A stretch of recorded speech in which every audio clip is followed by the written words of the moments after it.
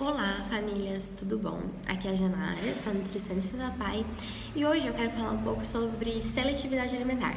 Eu sei que no último vídeo a gente falou sobre toda essa questão intestinal, a microbiota e tudo mais, e hoje eu vou falar um pouco das causas que podem trazer uma microbiota intestinal, um intestino não saudável, que a gente fala, né? Um intestino que está um pouco inflamado.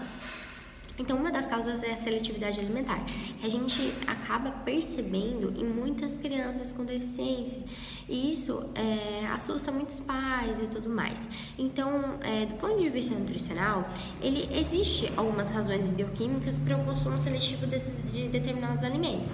Então, um desses é a microbiota intestinal, certo? As crianças sobre seletividade alimentar, eles acabam escolhendo apenas um tipo de alimento ou dois tipos de alimentos. Normalmente eles se baseiam em 3 tipos de alimentos. Muitas crianças acabam comendo só macarrão, pão ou leite, vamos supor assim. Eles se restringem a isso e têm mais dificuldade para consumir outros determinados alimentos, né? Então eles também ficam muito presos a consistências, dependendo se a criança gosta de consistência mais mole, consistência mais crocante ou consistência mais líquida, certo?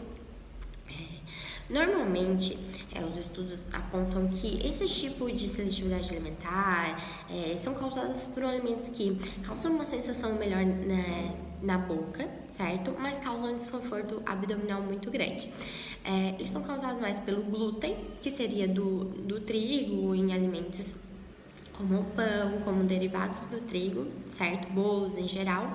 E também pelo leite, que seria dos laticínios, que daí teria a caseína, que seria a proteína do leite, e causaria essa dificuldade de digestão no intestino.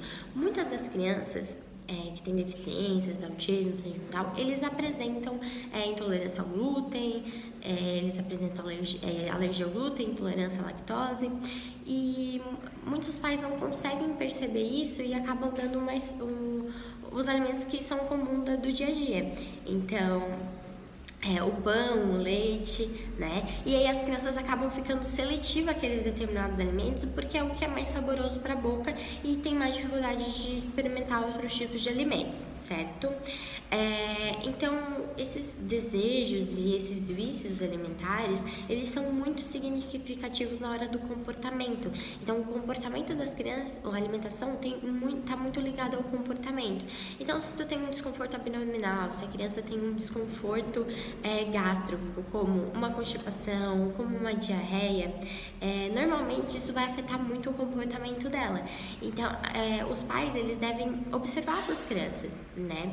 Como a gente está em quarentena, então a dica que eu dou que a gente pode tá fazendo, desvinculando esse vício da criança, ou se não, a gente pode fazer uma investigação, fazer um recordatório alimentar. O recordatório alimentar, ele consiste em anotar toda a alimentação do dia da criança. Então, café da manhã, o que a criança comeu? Comeu isso, isso, isso.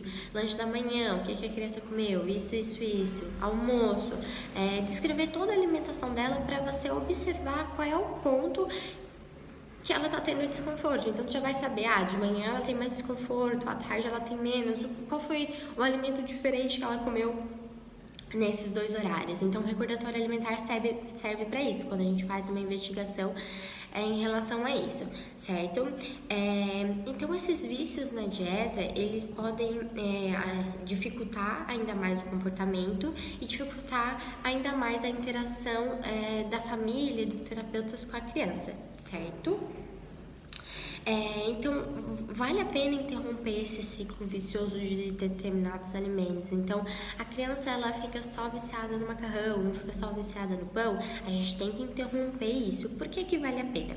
Porque quando a criança se livra desses efeitos de desconforto gástrico, constipação, diarreia em geral, ela acaba aumentando drasticamente, né, essa vontade de experimentar novos alimentos e facilita a introdução de alimentos mais nutritivos, né? Quando a gente acaba tirando uma coisa que é muito viciante, até para nós adultos, né? Fica difícil às vezes tirar um pão, às vezes tirar um leite, mas quando a gente tira aqueles alimentos, a gente acaba abrindo oportunidades para outros alimentos. Trabalhar com criança é um pouco difícil, ainda mais em questão de alimentação, mas a gente tem que se esforçar. E quando tu consegue ver gradativamente essa evolução alimentar, tu consegue ver as mudanças no comportamento da criança. Então, tu consegue ver a diminuição da sua seletividade alimentar e um leque aberto de novos alimentos. Então, elas vão aumentar o apetite, a percepção ao olfato vai aumentar, a percepção ao paladar vai aumentar. Então, elas vão acabar provando mais alimentos. Então, é isso que a criança precisa, de nutrientes. A gente precisa dar determinados nutrientes. Então, como a gente pode começar? Em vez do arroz, uma batatinha inglesa, certo? Em vez do macarrão, uma batatinha doce, certo? Então, o arroz e feijão é um ótimo nutriente. A criança não come arroz, tenta colocar uns legumes no arroz. A criança não come legumes, tenta botar um brócolis no feijão, botar determinados alimentos. Ela não come a fruta pura, tenta fazer a fruta esquentadinha no micro-ondas para ver se ela vai conseguir comer. Tenta fazer uma salada de fruta que seria mais dinâmico para ela introduzir. Tenta tirar o leite, tenta tirar a mamadeira.